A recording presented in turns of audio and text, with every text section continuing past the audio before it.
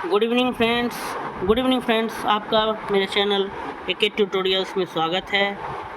हम लोग जो है अभी MJC major course history 6 semester 4 exam का शॉर्ट नोट्स पढ़ रहे हैं। उसी क्रम में अगला जो हमारा टॉपिक है वह है वियना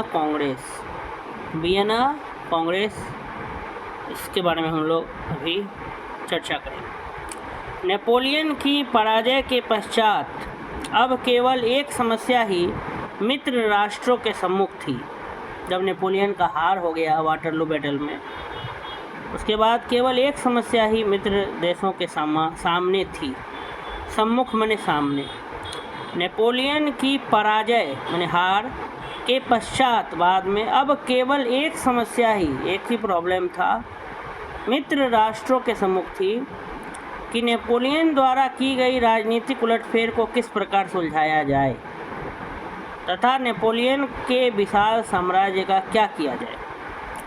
जब नेपोलियन हार गया तो अब जो मित्र राष्ट्र थे उनके बीच आपस में एक ही सवाल था, एक ही समस्या था कि नेपोलियन ने जो उथल पुथल मचाया था, राजनीति में उलटफेर किया था, तो उसको किस प्रकार सुलझाया जाए और नेपोलियन का जो विशाल एम्पायर था, विशाल साम्राज्य था, उसका क्या किया जाए। इस समस्या को सुलझाने के लिए दिसंबर 1814 में ऑस्ट्रिया की राजधानी वियना में एक कांग्रेस बुलाने का निश्चय किया गया।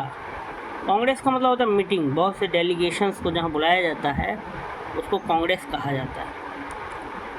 ठीक है। इस समस्या को सुलझाने के लिए दिसंबर 1814 में ऑस्ट्रिया की जो राजधानी है उसका नाम वियना है, वहाँ पे एक कांग्रेस यहाँ पर कोई पार्टी से नहीं मतलब है। यहाँ पे कांग्रेस का मतलब है मीटिंग, लोगों का एक जमावड़ा, एक जगह बुलाया जाए जहाँ पर अलग अलग देशों के प्रतिनिधिगण आकर के चर्चा करते हैं किसी एजेंडा पर, उसको कांग्रेस कहा जाता है। तो इस समस्या को सुलझाने के लिए दिसंबर 1814 में ऑस्ट्रिया की राजधानी वियना में एक कांग्रेस बुलाने का निश्चय किया गया। इसका प्रथम अधिवेशन 1 नवंबर 1814 को हुआ। इसका प्रथम बैठक कब हुआ? 1 नवंबर 1814 को। यह एक विशाल सम्मेलन था, कॉन्फ्रेंस था, सम्मेलन था। केवल तुर्की को छोड़कर यूरोप के समस्त देशों ने इस सम्मेलन में भाग लिया। यह जो 1 नवंबर को जो प्रथम अधिवेशन था कांग्रेस ऑफ वियना, ये बहुत विशाल सम्मेलन था। सिर्फ तुर्की देश को छोड़कर के यूरोप के समस्त देशों ने, सभी देशों ने इस सम्मेलन में क्या किया था? भाग लिया था। इस सम्मेलन में ऑस्ट्रिया, रूस और प्रसा के राजा भी सम्मिलित थे। इस सम्मेलन में ऑस्ट्रिया, रूस और प्रसा के राजा भी क्या थे? शामिल थे। इसमें फ्रांस की ओर से तेलीनाम तथा ग्रेट ब्रिटेन की ओर से कैंसरली तथा वेलिंगटन का ड्यूक शामिल हुआ था। सम्मेलन का सारा प्रबंध ऑस्ट्रिया का प्रधानमंत्री मेटरनिक कर रहा था, जो इस सम्मेलन का सभापति भी था। ये जो सम्मेलन हुआ 1 नवंबर 1814 को, जो पहला अधिवेशन था, इसका सारा मैनेजमेंट, सारा प्रबंध ऑस्ट्रिया के जो प्रधानमंत्री थे मेटरनिक, वो कर रहे थे, और जो इस सम्मेलन के क्या थे? सभापति भी थे। यूरोपीय इतिहास में यह एक विशाल सम्मेलन था। ये जो वियना कांग्रेस जो था, यूरोपीय इतिहास में एक विशाल सम्मेलन था, परंतु इसमें एकता का अभाव था। सम्मेलन में तो बहुत से देश शामिल हुए थे, परंतु सब में मतभेद था, सबके विचार मिल नहीं रहे थे, आपस में मतभेद था। एकता की क्या थी? कमी थी, एकता का अभाव था, यूनिटी नहीं थी। यूरोपीय इतिहास कॉन्ग्रीगेशन तो बहुत बड़ा था, सम्मेलन बहुत बड़ा था, बहुत देशों का महाजुटान था, परंतु उसमें एकता का क्या था? अभाव।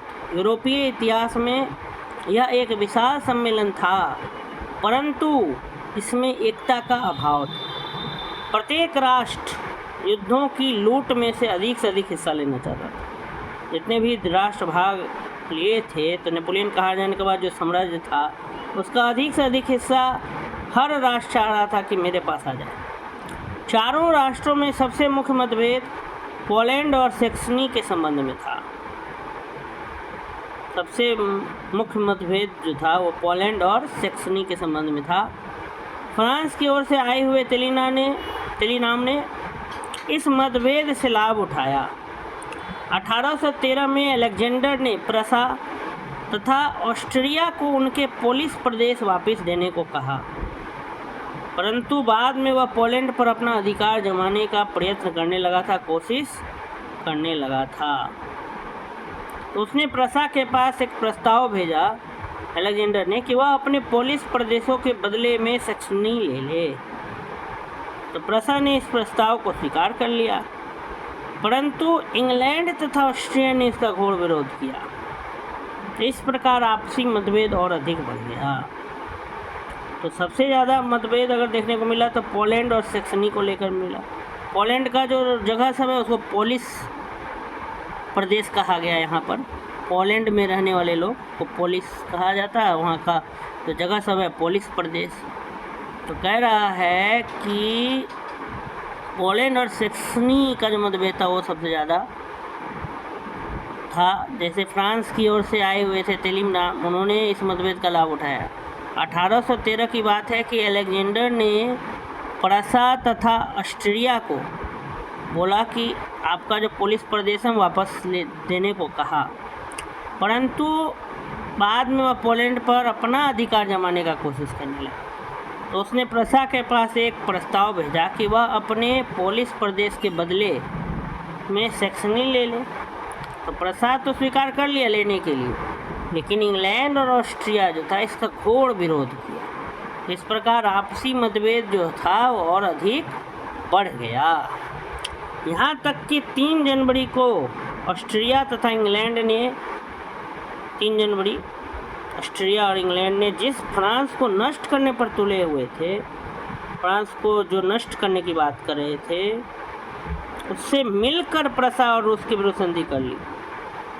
तो ऑस्ट्रिया और इंग्लैंड जो था वो फ्रांस को नष्ट करने की बात कर रहा था, लेकिन बाद में ऑस्ट्रिया और इंग्लैंड और फ्रांस एक हो गया और वो जो है रूस के विरुद्ध, प्रसा और रूस के विरुद्ध संधि कर लिया फ्रांस से। ऑस्ट्रिया इंग्लैंड फ्रांस एक हो गया, प्रसा रूस एक। तो वही राजनीति में कोई किसी का दोस्त कोई किसी का दुश्मन नहीं होता है, वही यहाँ देखने को मिल रहा है।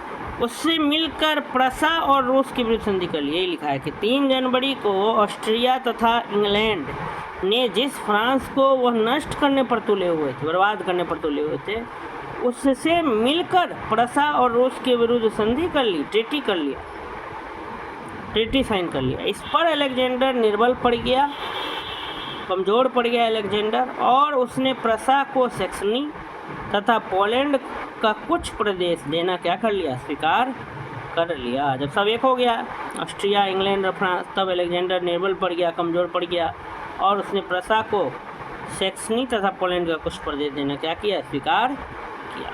यही था वियना कांग्रेस। इसका अभी हम लोग शॉर्ट नोट्स पढ़ें। अगर आपको ये वीडियो पसंद आया तो मेरे चैनल को सब्सक्राइब करें, लाइक करें, कमेंट सेक्शन में कमेंट करें कि और कौन सा वीडियोस आपको चाहिए। धन्यवाद।